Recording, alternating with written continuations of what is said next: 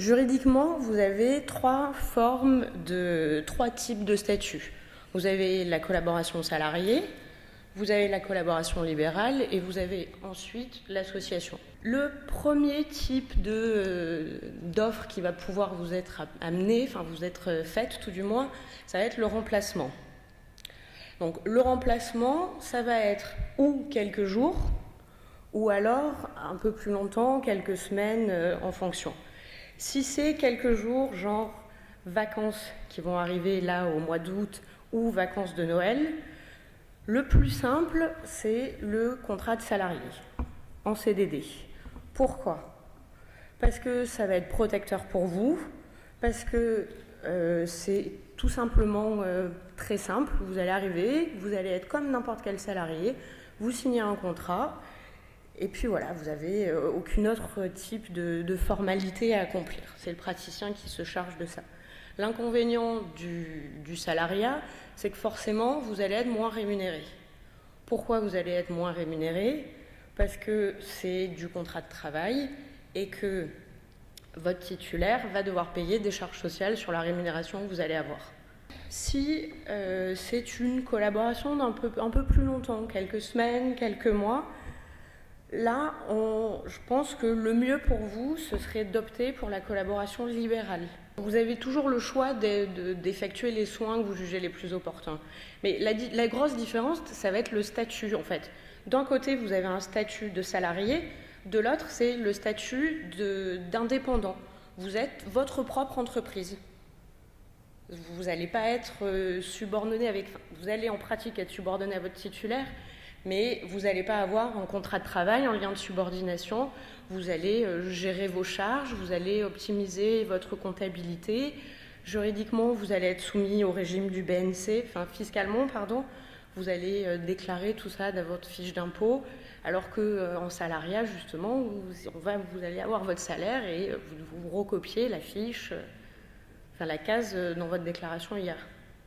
Vous allez, important également, devoir payer vos charges vous-même quand vous êtes en contrat de collaboration, à l'inverse du salariat, raison pour laquelle vous allez être mieux rémunéré en contrat de collaboration libérale. Pensez-y pour votre première année d'exercice, vous n'allez pas payer de charges la première année, mais vous les paierez les années suivantes. Et elles vont être exponentielles. Donc pensez bien à, dès la première année, de vous faire un petit pécule. La société d'exercice libéral peut prendre plusieurs formes. En fait, elle peut prendre toutes les formes des sociétés prévues par le Code de commerce.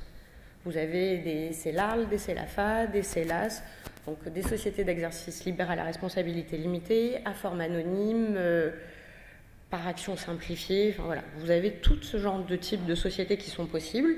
Généralement, on est plutôt sur des CELAL, comme le penchant pour les sociétés commerciales normales, les SARL, des sociétés d'exercice libéral à responsabilité limitée. Juridiquement, ça va être à peu près la même chose, à une différence près qui va notamment tenir à la détention du capital social. Votre mode de rémunération en celle, de la même façon que dans votre contrat de collaboration libérale, avant de le signer, vous allez négocier le montant de votre rétrocession. Avant de prendre une part ou plusieurs en fonction du type d'association que vous allez souhaiter et de projets futurs que vous allez avoir avec votre praticien, vous allez négocier le montant de votre rémunération. Le montant de votre rémunération, en l'espèce, pour une selle, ce sera un statut de ce qu'on appelle TNS. Donc c'est un gérant. Socialement, en qualité de gérant, donc de TNS, socialement, pour tout ce qui est cotisation, ordre, vous allez être assimilé à un collab, n'importe qui exerce en libéral, et fiscalement, ce sera du salaire.